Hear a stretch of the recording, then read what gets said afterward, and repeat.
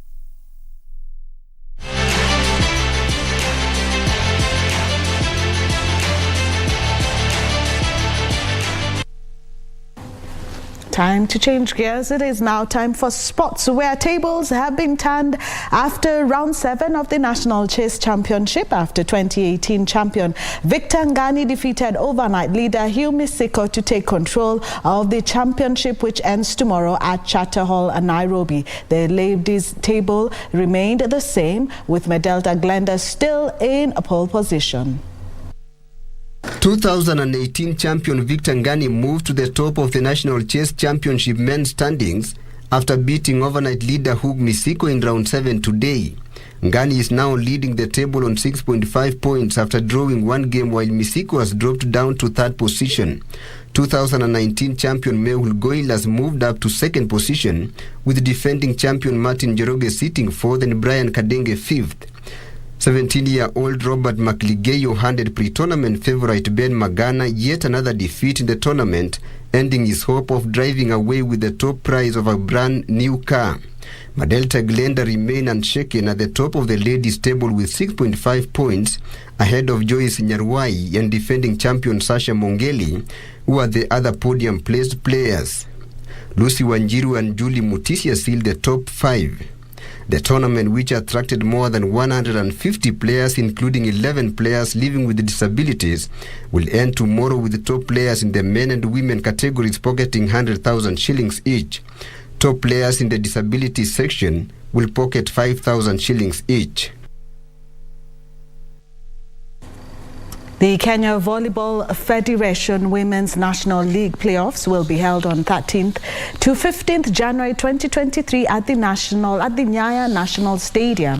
The Nationals playoffs were initially scheduled to be played at the Makende Gymnasium in Mombasa, but the matches will now be played at the Nyaya National Stadium due to the logistical issues. High-flying Kenya Pipeline, under the tutelage of veteran tactician Paul Gitao, is aimed to recapture the elusive league title. Pipeline, who finished the top of the standings with 15 points, last bagged the league title in 2017. However, Pipeline will face stiff opposition from the reigning African Championship KCPE.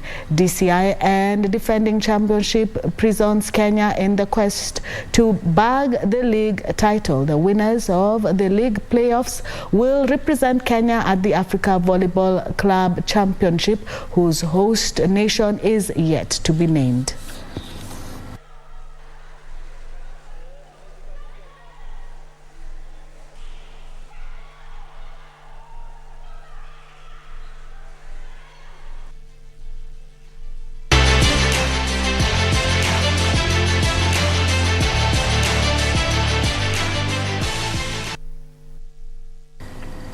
Well, we have Peter from Nyandarua, who says he did enjoy the young entrepreneurs' stories that we had from January, and he's looking forward to a bigger segment as promised for next year. From me and the rest of the team, we do want to wish you a very good night and happy holidays.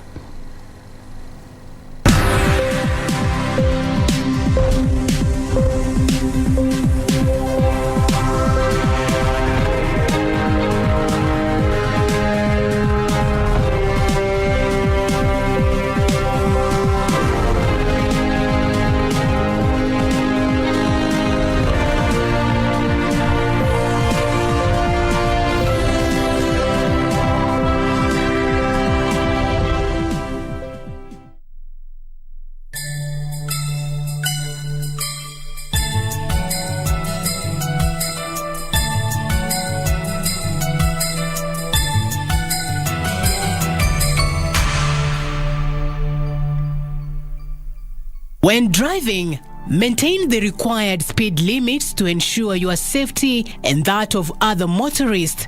Keep left, stick to your lane, and maintain lane discipline. For your safety and that of other road users, never drink and drive.